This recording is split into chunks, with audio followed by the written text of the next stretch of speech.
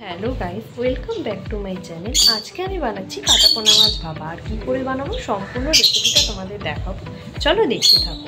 কাটাপোনা মাছ ভাপানোর জন্য কালো সরিষা, জিরে আর কাঁচা লঙ্কা নুন দিয়ে মিক্সিতে পেস্ট করে নিয়েছিলাম। তারপরে মাছের গায়ে পেস্টটা ভালো করে মাখিয়ে নিয়েছিলাম।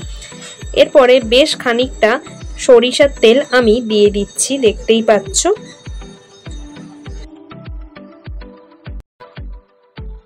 আর তারপরে টিফিন বক্সের ঢাকনাটা কিন্তু বন্ধ করে দিতে হবে। এরপর কড়াইতে জল দিয়ে টিফিন বক্সটা ভাসিয়ে দিতে হবে। এখানে দেখতেই পাচ্ছ মাছ ভাপাটা একদম রেডি হয়ে গেছে।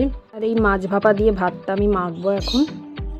আজকে আমার নিজেরই খুব ভালো লেগেছে মাছ ভাপা রেসিপিটা খেয়ে। তোমাদের যদি এরকম মাছ ভাপা বানাতে ইচ্ছা হয় তাহলে আমার ভিডিওটা স্কিপ না করে স্টেপ বাই স্টেপ ফলো করে মাছ ভাপাটা বানিয়ে ফেলো। আমি ডেসক্রিপশনে পুরো রেসিপিটা দিয়ে দিচ্ছি। আর আমার চ্যানেলটাকে কিন্তু সাবস্ক্রাইব করতে ভুলো না। আর নোটিফিকেশন পাওয়ার জন্য কিন্তু বেল আইকনটা প্লিজ বাজিয়ে দিয়ে যেও। আমি কিন্তু খুব তাড়াতাড়ি পরের ভিডিও নিয়ে আসছি। এরকম আরও রেসিপি তোমরা পাবে। এছাড়া আমি কোথায় যাচ্ছি, কি করছি না করছি সব কিন্তু তোমাদের সামনে আমি তুলে ধরবো। টাটা, বাই, টেক কেয়ার বন্ধুরা।